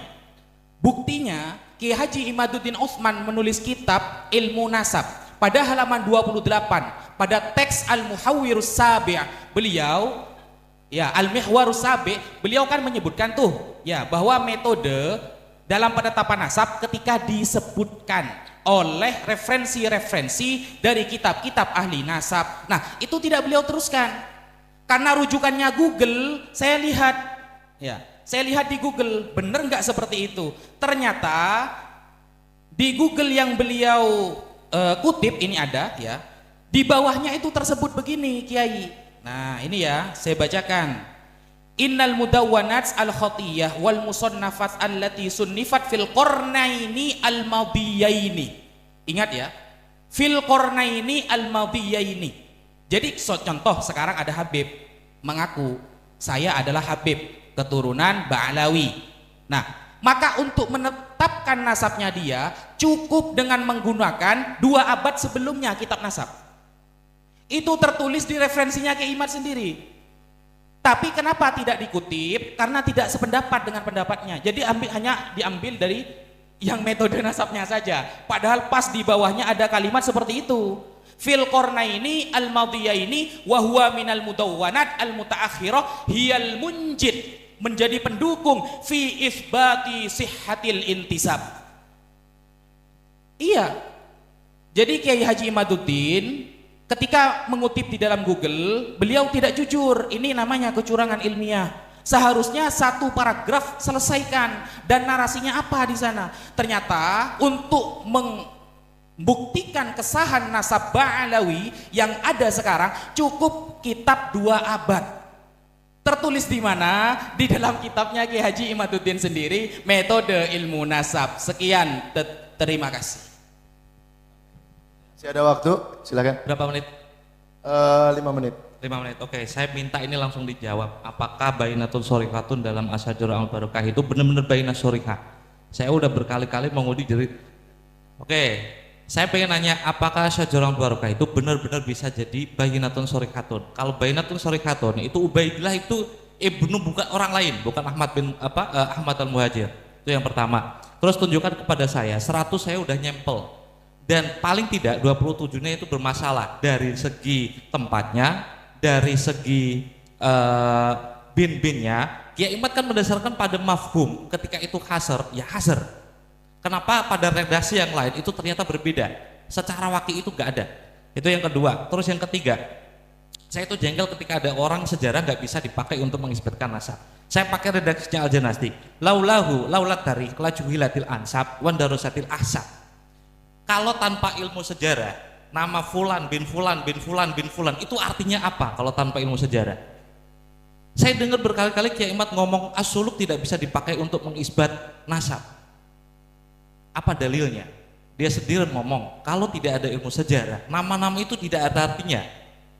Itu. Terus yang terakhir, bagaimana bisa memastikan bahwa nasab itu mungkoti dengan Asyajarul Al-Barakah?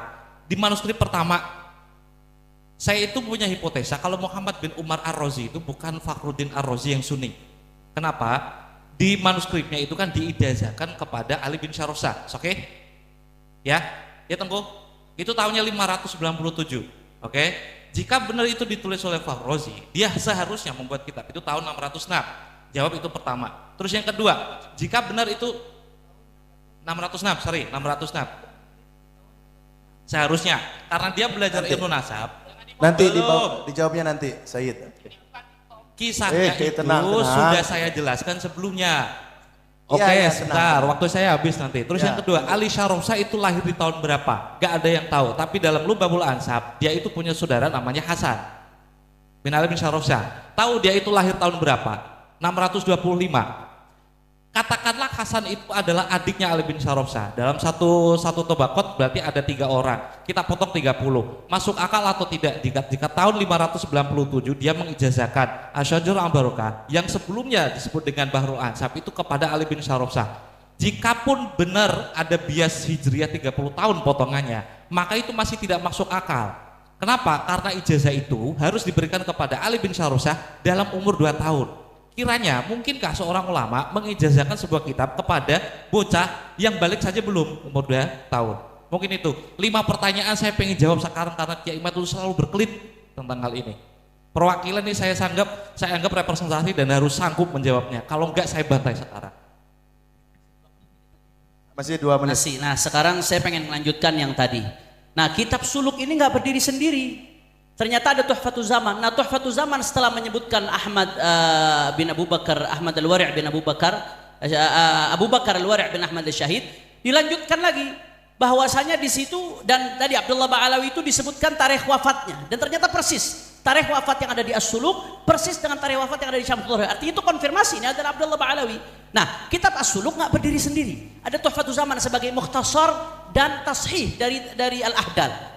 Nah di Tuhfatul Zaman Al-Ahdal ini melanjutkan, dan di zaman saya kata dia ada Abdullah dan Umar bin Abdurrahman, yaitu Umar bin Abdurrahman Umar Al-Mahdhar bin Abdurrahman As-Segaf, dan lagi-lagi disebutkan tarikh wafatnya oleh dalam Tuhfatul Zaman, dan tarikh wafat Sayyidina Umar Al-Mahdhar yang disebutkan di situ persis seperti ada yang di Syamsul Dhahirah, dan disebutkan dan ayahnya Abdurrahman yang bangun banyak masjid, dan persis Sayyidina Abdurrahman As-Segaf memang dikenal bangun banyak masjid di Tarim.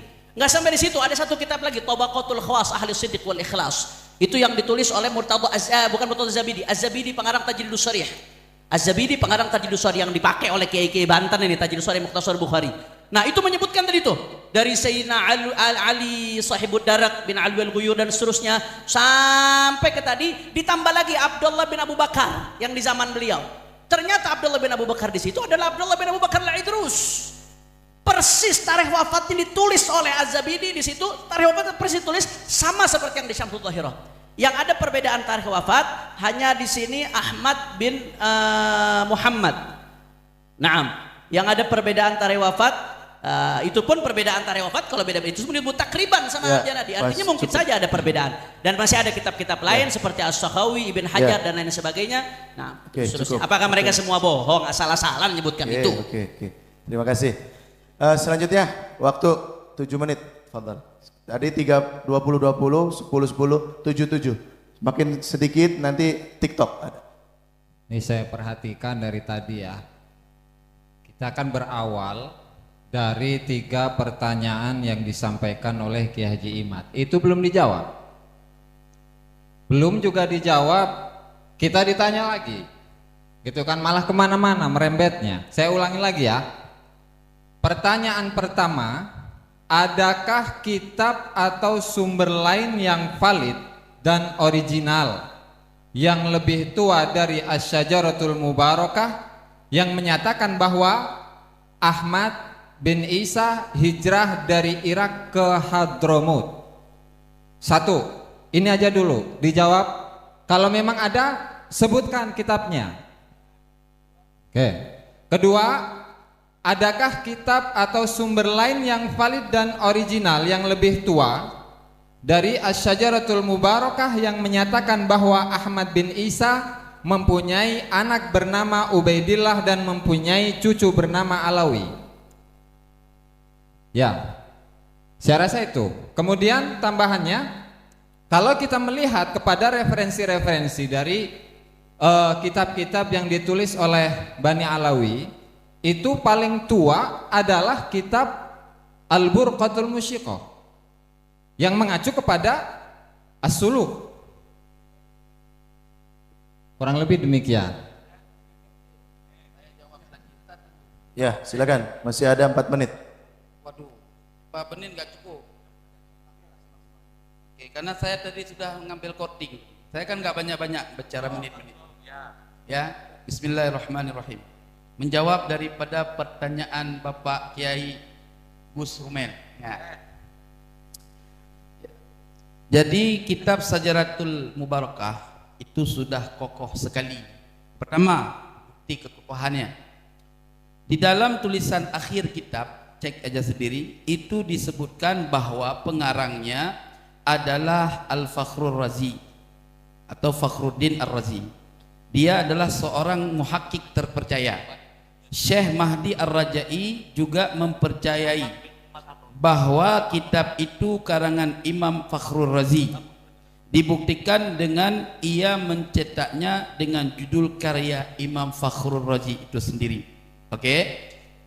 Yang selanjutnya, semua kitab-kitab, hampir mayoritas ya, kitab-kitab nasab dari abad keempat, kelima, di atas abad ke-6 ya, abad ke-6-7 ya.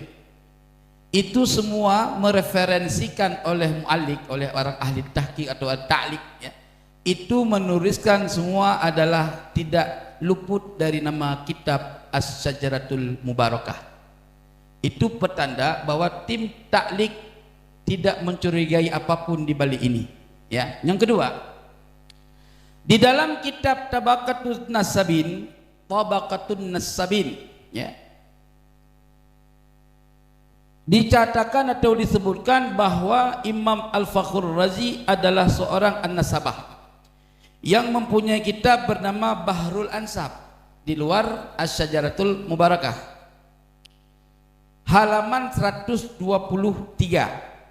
Seseorang yang mendalami sebuah fan daripada ilmu biasanya menulis bukan hanya sebuah kitab ya. Maka dapat dikatakan bahwa kitab nasab karya Imam Al-Fakhrur Razi ada 2 kitab selain As-Syajaratul Mubarakah, itu Bahrul Ansab.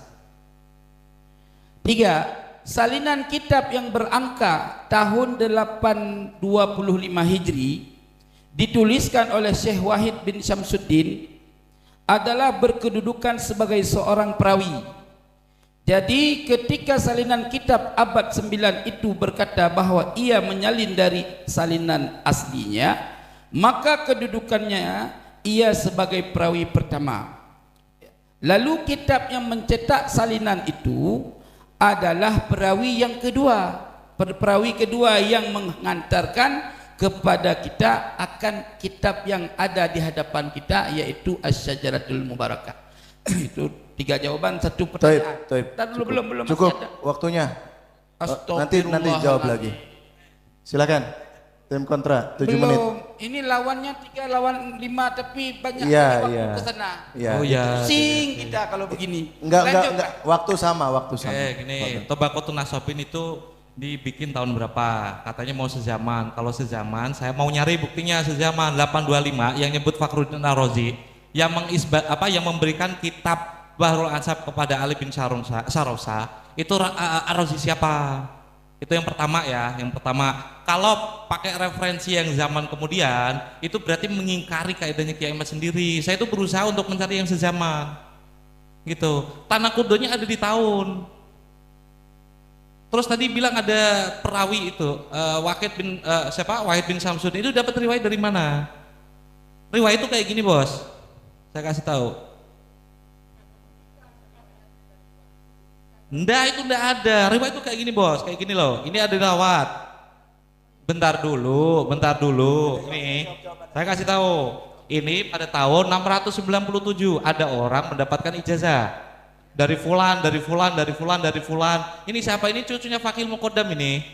Kenapa saya tahu ada indikasi atribusi Asyarif Al-Husaini? Sezaman ketika pada tahun, berarti kan saya mendeteksi sekitar tahun 591 ada orang secara syuhro itu dikenal dengan Asyarif Al-Husaini. Berarti udah ada syuhro. Kenapa saya yakin ini syarif? Kita sepakat ya, hukmul hakim yarfa'ul khilaf ya, hukmul hakim yarfa'ul khilaf. Dalam kitabnya siapa nih? Bani Rasul, dia dijelaskan penyebutan syarif itu cuma untuk 2 golongan. Pertama Hasani sama Husaini. Selain itu, jika memang keturunan dari Imam Ali, maka disebut Alawiyin. Bantah itu dulu. Ini udah ada bukti secara historis dari kitab Sahih Bukhari dan juga Sunan Tirmidzi. Ini isnad sepaket dengan kejujuran. Itu yang saya sampaikan ke jenengan. Ketika pakai Tobaqutun Nasab ini udah batal itu tahun berapa itu, abad berapa? Sezaman ada nggak yang membuktikan Wahid bin Samsudin mendapatkan isnad itu dari mana? Terus yang kedua, di sana jelas Fakhruddin Ar-Razi. Oke, sepakat. Yang membuktikan itu Ar-Razi Al-Sunni siapa? Terus yang kedua, yang terakhir, Ali bin Sarosa. Itu tahun berapa itu dia lahir? 625. Gimana dia bisa dapat ijazah tahun 625? Jika Fakhruddin Ar-Razi itu lahir tahun 606, jika ini benar ditulis diijazahkan, jika ini diberikan ijazah pada tahun 597, bagaimana dia ngasih kepada orang yang belum lahir gitu? Ayolah, jangan kutip-kutip gitu. Carikan saya manuskrip yang sezaman, coba. Bisa nggak? Saya tunggu. Nyontek sama Kiai Ahmad nggak apa? Kemudian ada. Nah, gini, tadi kan Ustadz Aziz mengatakan mana kok tidak terjawab. Loh, kita di awal sudah menjelaskan bahwa cara bertanya Kiai Haji Imaduddin tidak sesuai dengan ilmu nasab. Kita akan membahas ilmu nasab, sedangkan pertanyaannya bertentangan dengan pertanyaan ilmu nasab. Makanya di dalam kitab-kitab yang dijadikan referensi oleh Kiai Haji Imaduddin, contohnya Al-Muqibun yang ditulis oleh As-Sayyid Mahdi Ar-Rajai, beliau metodenya dipakai tapi isbatnya gak dipakai. Raudul Jali, satu-satunya kitab yang mengatakan yang sezaman kan, beliau ketika mengutip Al-Ubaidili lalu bertanya Said Mudakori, di kitab apa Al-Ubaidili yang mana? Loh, coba diteliti. Makanya membaca ibarat itu diteliti. Itu qala Al-Ubaidili, bukan qolafi ya. Qala Ubaidili fi kitab hadza wa hadza, bukan begitu. Syed Murtadha Az-Zabi mengatakan qala Al-Ubaidili. Tidak menyebutkan kitab memang beliau. Nah, ketika tidak menyebutkan kitab dan beliau adalah mausuqah, maka masuk kepada kaifiyatu isbatin nasab, bahwa yang nomor 1 adalah khattun nasabah mausukun bihi, itu sudah dianggap. Ketika ada nasabah yang mausuk, yang bisa dipercaya, maka meskipun tidak sezaman dan ditambahkan dengan tesisnya Kiai Imad, cukup 2 abad sebelumnya, itu bisa al-munjidu fi isbati sihatil intisab, dalam mensahkan sebuah nasab, maka itu sudah terjawab. Nah, justru pertanyaannya yang lucu. Kemudian ya, banyak terjadi tadlis di dalam kitab Asy-Syajarah Al-Mubarakah yang diklaim sebagai karya Syekh Fakhruddin Muhammad bin Umar bin Husain Ar-Razi. Coba dilihat ketika Said Mahdi Rojai mengutip perkataan Al-Imam Ibnu Khalikan ya di dalam muqaddimahnya. Di sini kalau kita bandingkan di kitab-kitab tafsir Al-Kabir atau tafsir-tafsir yang lain, ketika dikutip kata Ibnu Khalikan, yang nomor 13 adalah kitab Kitabu Sirajil Qulub yang ditulis oleh Al-Imam Fakhruddin Muhammad bin Umar bin Husain Ar-Razi. Tetapi Said Mahdi Ar-Rajai menggunakan tadlis. Ya, cukup, seperti itu. waktunya sudah Siap. habis. Sekian, terima kasih. Oke, silakan kita makin mengerucut ya waktu. Nanti di session akhir ada istimbat daripada masing-masing, itu waktunya panjang. Jadi sekarang kita mengerucut, silakan mulai 3 menit. Fadhal.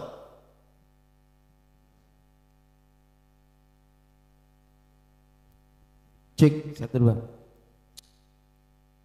Jadi saya simak dari tadi ya pembahasan yang tidak sesuai dengan apa yang dibuktikan.